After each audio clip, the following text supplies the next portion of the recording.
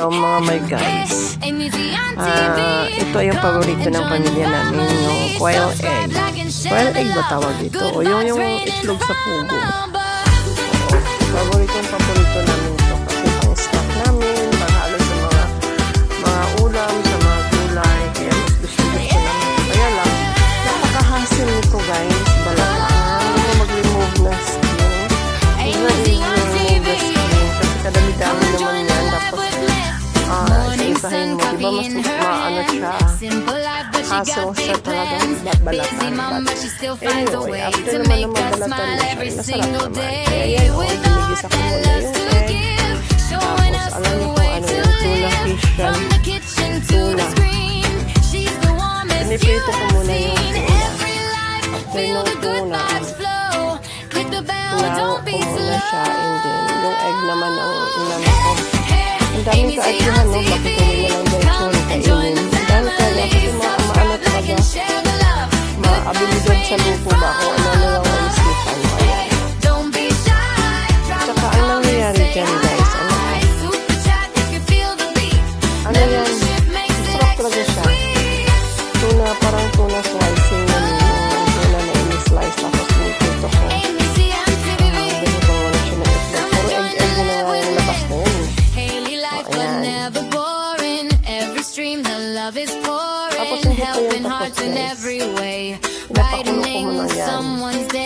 Tapos sa magkulo niya, nag-prepare ako niya na sauce niya. Yan yung simple-simple na ito niya. Lagyan mo lang siya ng sauce. Yan, mga sauce na ganyan, no? Ketchup, oyster, yun na yung sauce niya yan. Tapos corn flour, para maging sticky naman yung ating hindi naman siya. Party na.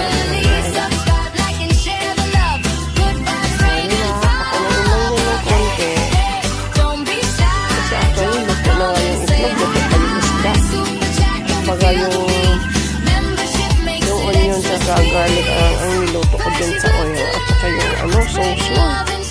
Oo, mabilis lang na pakain. Tuna with quail eggs. O, diba? Ay, recipe ko yan. Atin na lang yung recipe na yan. Wala namang recipe na yan. Abot budget na yan. Kasi dito sa Davao City guys, mura lang yung mga isda dito sa amin. Saka yung quail egg, murang-mura lang din ang bili namin. Yung 30 pieces is 25 pesos lang ang bili. Diba? Luto na yan. Nakahango ko na yan. Madali lang yung sa luto. Sticky na siya. Ayan, iyok ko na. Pero ang nangyayari dito guys sa luto ko ito, awa ng Diyos, naubos siya. Yung egg, unang naubos yung mga quail eggs. Pero yung tuna, naiiwan. Ang binanatan nila yung itlog. Ayan. Oo nga, madali lang naman nga kasi kainin. Kasi bilog-bilog siya kompleto na. Unlike dun sa malaking itlog. Yan o pa yun. Mas malaki yung puti niya. Ayan na.